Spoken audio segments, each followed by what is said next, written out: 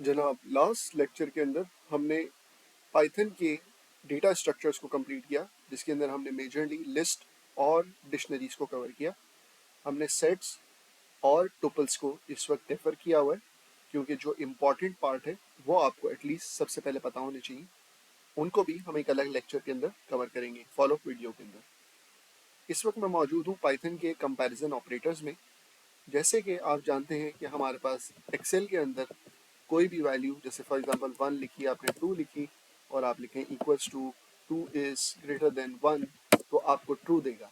इस तरह के कंपैरिजन, जैसे फॉर एग्जांपल हम लिखते हैं कि फॉर एग्जांपल अगर हम कंपेयर करना चाहते हैं कि हाई वैल्यू कस्टमर है, सो फॉर एग्जांपल वीसम लिखा हुआ है, रज़ा लिखा हुआ है और फॉर एग्जांपल अली लिखा हुआ है, और मैं लिखना चाहता हूँ 30 है, 40 है, 50 है, और अगर मेरा थ्रेशोल्ड है कि मैं 40 से ऊपर का अगर वैल्यू है तो उस पर हाई लिखा हुआ है वरना लो। तो अगर मैं इस तरह की कंडीशन बनाना चाहूँ, जैसे for example equals to if और this value is less than 40 then low, else हम इसमें हाई डाल दें। और इस तरह का अगर हम वर्किंग करना चाहें कुछ एक्सेल के अंदर, तो आपको ये बात तो समझ में आ गई होगी। अब यही चीज़ अगर हम पाइथन के अंदर कंडीशनली करना चाहें तो वो कैसे करेंगे, तो कुछ बेसिक से स्टार्ट करते हैं, जो कि असर्ट कंडीशंस होती हैं। जब आप a इक्वल्स टू 5 करते हैं तो a के अंदर 5 की वैल्यू स्टोर हो जाती है। लेकिन जब आप a डबल इक्वल्स 6 करते हैं तो इसका मतलब ये होता है कि आप असर्ट करना चाहते हैं वैल्यू। ठीक है, तो अब हम सबसे पहले जाके चेक करते हैं।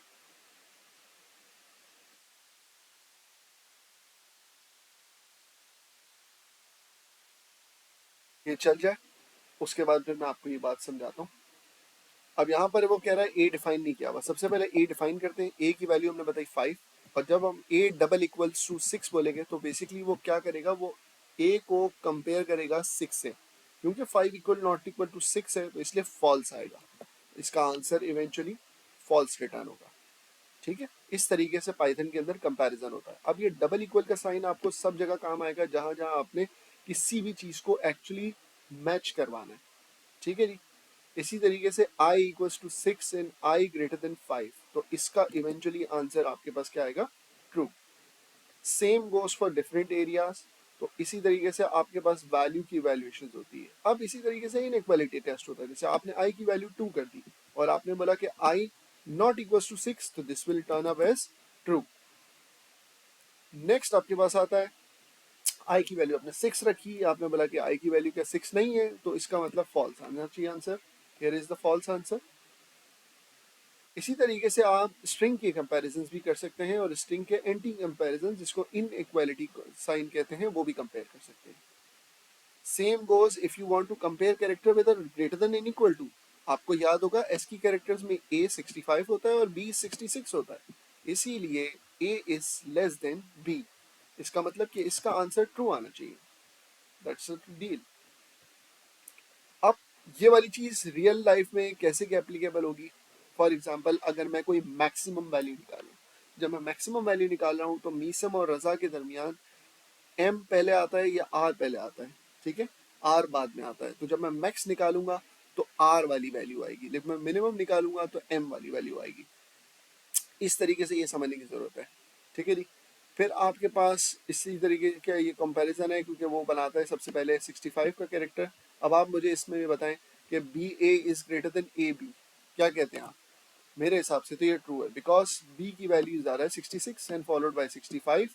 इसी तरीके से दिस इज 65 फॉलोड बाय 66, तो जाहिर सी बात है ये नंबर उससे छोटा हो गया। इसी तरीके से ब्रांचिंग की स्टेटमेंट्स होती हैं जहाँ पे इफ देन एल्स की कंपटीशन होती है, जिसको हम कहते हैं कंडीशनल लॉजिक। अच्छा, ये बिल्कुल पाइथन की बहुत रूट और जड़ है, और बहुत सारी प्रोग्रामिंग की दुनिया की जितनी भी पावरफुल चीज़ें हैं ना, वो इफ देन एल्स से पावर होती है, तो इसको समझना ज़रूरी है। जैसे कि हमने एक्सेल में सीखा कि अगर फॉर एग्जांपल अगर हम बात करते हैं कि वैल्यू जो है वो अगर 40 से कम होगी तो लो होगी, अगर वैल्यू 40 से ज़्यादा होगी ऑटोमेटिकली एल्स के अंदर हाई हो जाएगी। तो यही चीज़ अगर हम पाइथन के अंदर देखना चाहें कि अगर फॉर एग्जांपल अगर हम ये बात करते हैं कि एज अगर 19 है, ठीक है, और मैंने यहाँ पे कंडीशन दी है कि इफ़ एज ग्रेटर देन 18, मतलब ये कि मोस्ट लाइकली जब ये वैल्यू असाइन होगी तो ये कंडीशन क्वालिफाई हो जाएगी। अब जब भी आप इफ का क्लॉज लगाते हैं तो आपको उसके अगेंस्ट में कोई एक्शन देना होता है कि अगर अगर वो कंडीशन ट्रू हो गई तो क्या होगा, ठीक है। उसके अगेंस्ट में आप एक इंडेंटेशन देते हैं, जैसे पाइथन में हमने इंडेंटेशन बोला है कि प्रिंट इसके अंडर में आ गया, ठीक है, जो हम शुरू के फर्स्ट लेक्चर में पढ़ के आ चुके हैं। और यहाँ पर वो यू कैन एंटर लिखा हुआ है, ठीक है। और उसके अलावा अगर फॉर एग्जांपल ये कंप्लीट हो जाता है तो आप ये अगर नोटिस करें ये इंडेंटेशन से बाहर आ गया, ये इसकी लाइन में आ गया, इसकी लाइन में आ गया, मतलब ये इसका पार्ट नहीं है। तो आप क्या प्रेडिक्ट करते हैं कि इसका आंसर क्या होगा? You can enter, move on, या सिर्फ you can enter? All right, let's see.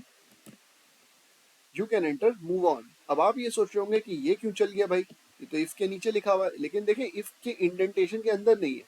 अगर मैं इसको भी इफ के अंदर मूव कर दूंगा, ठीक है, और यहाँ पर आप नोटिस करें मजे की बात कि अगर मैं इसको यहाँ से चेंज करके 18 को एक्टिवेट करता हूँ तो देखिए दोनों प्रिंट नहीं होंगे।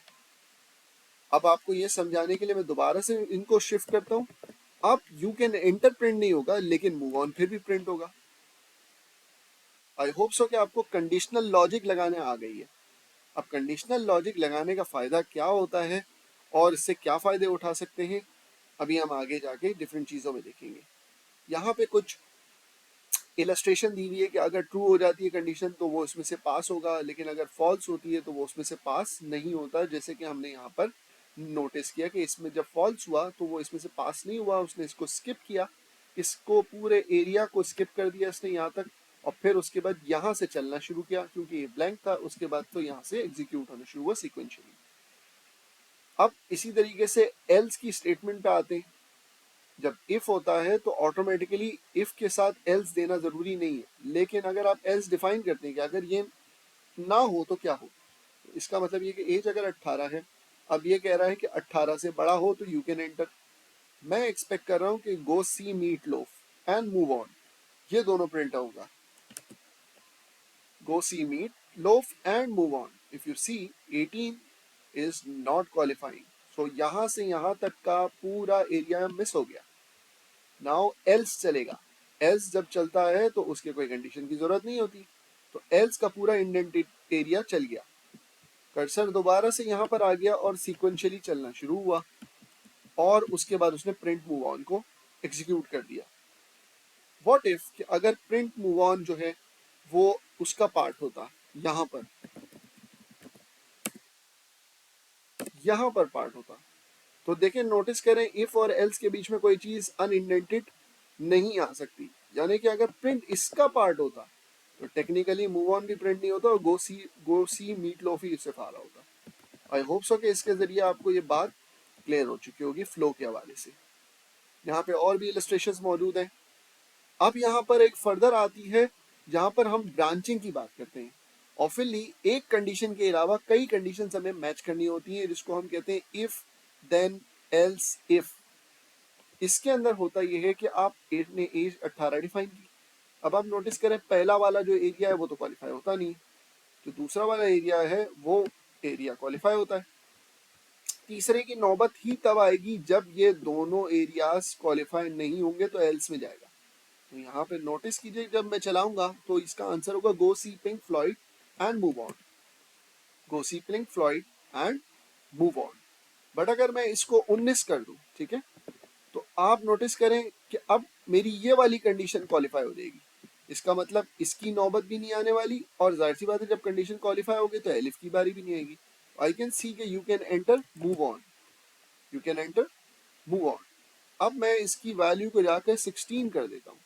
So neither it's 18, neither it's greater than 18. So I am expecting कि ये वाला एरिया इग्नोर होगा और ये वाला एरिया इग्नोर होगा और else की बारी आएगी। और मूव ऑन तो वैसे भी अनइंडेंटेड है तो वो उसका प्रिंट होना ही होना है, ठीक है। So go see Meat Loaf and the outcome will be print move on. Go see Meat Loaf and move on. I hope so कि इसके जरिए आपको ये काफ़ी चीज़ क्लियर हो चुकी होगी। अब यहाँ पे हम एक रियल वर्ल्ड एग्जांपल देखते हैं। Album year 1983, album year 1970। If album year greater than 1980, ठीक है, 1983 इज ग्रेटर देन 1980। अब क्योंकि दो दफा इसको लिखा गया है तो टेक्निकली जब सीक्वेंस में चलेगा तो एल्बम ईयर पहले 1983 होगा, फिर उसकी अगली लाइन में जाके वो 1970 हो जाएगा। तो आप क्या समझते हैं, कुछ प्रिंट होगा या सिर्फ डू समथिंग होगा? I am expecting do something ही सिर्फ प्रिंट होगा, बाकी कुछ भी नहीं होगा। Let's see. देखा, डू समथिंग ही प्रिंट हुआ। उसकी वजह ये है, अगर मैं इसको कमेंट आउट कर दूं तो सिर्फ जब सीक्वेंशियली चलेगा तो 1983 वैल्यू होगा। नाउ आई वुड एक्सपेक्ट कि album year is greater then 1980, और अब इसके अंदर डू समथिंग भी इसके अलावा प्रिंट होगा। आई होप सो कि इसके जरिए आपको कंडीशनल चीजें बनाना आ चुकी होंगी।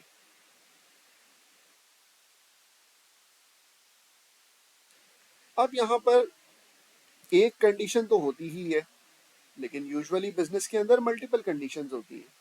तो व्हाट इफ कि अगर हम मल्टीपल कंडीशंस को मैच करें, तो पहले तो अगर हम बात कर लें थोड़ा सा, अगर आपको याद हो कि हम डिसीजन मैट्रिक्स की बात करते थे, तो हमारे पास होता था कि जब ट्रू ट्रू होगा तो ट्रू होगा, जब ट्रू फॉल्स होगा तो फॉल्स होगा। अब ये कौन सी कंडीशन है, एंड की बात हो रही है, ठीक है। और यहाँ पे जब फॉल्स ट्रू होगा तो जाहिर सी बात है फॉल्स होगा, और फॉल्स फॉल्स होगा तो होना ही फॉल्स है। ये ए एंड बी की बात हो रही है। लेकिन ए और बी की बात होगी तो false false is false, false true is true, and true false is true. कोई भी एक कंडीशन ट्रू हो जाए, और ट्रू ट्रू तो होना ही है। ए सिंडिकेट क्या होता है, जिसको हम नॉट कहते हैं, जो कि कंडीशन को इन्वर्स कर देता है। अब ये रियल लाइफ में कब काम आता है, किस तरीके से आता है, वो मैं आपको बताता हूँ। यहाँ पे आपको डिफरेंट इलस्ट्रेशन ये बता रहा है। जैसे for example album year 1980, if album year greater than 1979, ठीक है। अच्छा, ये ब्रैकेट में देना जरूरी है क्योंकि एक कंडीशन है, आप इसको इस तरीके से नहीं लिख सकते, ठीक है। इस तरीके से आप पाइथन में अगर आप लिखेंगे तो आपके पास जो है वो यहाँ पर 1980, और ये चल तो गया है, आप इसको ब्रैकेट में लिखें तो ज़्यादा बेहतर है, क्योंकि आपकी कंडीशन जो है वो लिखने के तरीका ज़रा ज़्यादा बेहतर होगा।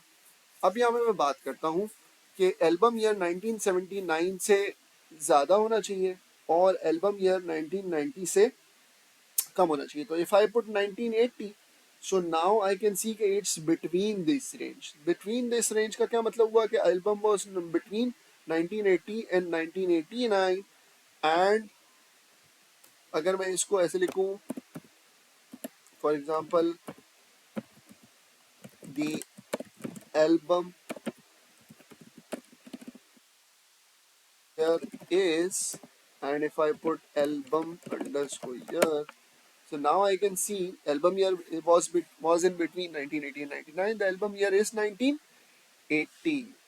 ओके, सो 1980 लिखा हुआ है इसको, हाँ, बिकॉज इसमें ग्रेटर देन लिखा हुआ है। अगर मैं इसको इक्वल कर देता तो फिर then I could give a description of 1979 and then it would actually change. तो ग्रेटर देन इक्वल टू और उससे भी बहुत ज़्यादा फर्क पड़ता है। If you want to be inclusive of 1990 तो आप फिर लेस देन इक्वल्स टू लगाएं, ताकि 1990 भी कवर हो और 1979 भी कवर हो, ठीक है। तो this is was an example. अब मैं बात करता हूँ, जैसे फॉर एग्जांपल अगली एग्जांपल में आते हुए, और की यहाँ पर बात हो रहा है कि album year great less than 1980 and album year greater than 1989। अब मैं बात करता हूँ कि इसमें मैं 1990 डालूंगा, तो 1990 डालूंगा तो इससे क्या होगा, ये वाली कंडीशन सेटिस्फाई हो जाएगी, लेकिन लेस देन 1980 वाली नहीं होगी। लेकिन चूंकि इसके दरमियान और की कंडीशन लगी है, तो कोई भी एक कंडीशन सेटिस्फाई हो जाए तो album was not made in 1980 print हो जाना चाहिए। तो let's see, I am expecting album was not made in 1980 print होना चाहिए, राइट। सो और की कंडीशन आपको समझ में आ गई होगी। अब अगर आप फॉर एग्जांपल इसको इनवर्स में देखना चाहते हो, तो यहाँ पे एक एग्जांपल दी हुई है, album year equals to 1983, if not album year 1984। If not का क्या मतलब है कि अगर फॉर एग्जांपल मैं इसको नॉट को मिटा दूं, तो if album year equals to 1984 तो फिर ये चलेगा। तो जब तक ये 84 नहीं हो जाएगा तब तक चलेगा नहीं, तो टेक्निकली इसका आंसर ब्लैंक आएगा। लेकिन अगर मैं इसको बोलूं कि जब ये 1984 ना हो तो ये काम करो, तो जाहिर सी बात है 1984 नहीं है तो ऑटोमेटिकली काम कर जाएगा, right. So this is how you put a inverse condition in working place. So I hope so कि इसके ज़रिए काफ़ी हद तक आपको जो है ये बात क्लियर हुई होगी कि आप जो है वो कंडीशनल लॉजिक्स कैसे लिखते हैं, और फिर हम इस कंडीशनल लॉजिक्स को जो है वो अपने लूप्स के लेक्चर के साथ भी मर्ज करके देख रहे होंगे along with that some dictionaries and everything, right? सो हम वापस से अपनी इस एग्जाम्पल पे भी वापस आएंगे जहाँ पर हम अपने पास एक डिक्शनरी को लिस्ट ऑफ डिक्शनरी में कन्वर्ट करेंगे और फिर इसकी कीज को प्रिंट कराएंगे लूपिंग के जरिए। फिर उसमें कंडीशंस भी लगाएंगे कि जब वो बैचलर्स हो तो ही प्रिंट हो, जब वो मास्टर्स हो तभी प्रिंट हो। तो ये सारी चीज़ें भी हम अपनी अगले लेक्चर में कंप्लीट करेंगे। So stay tuned.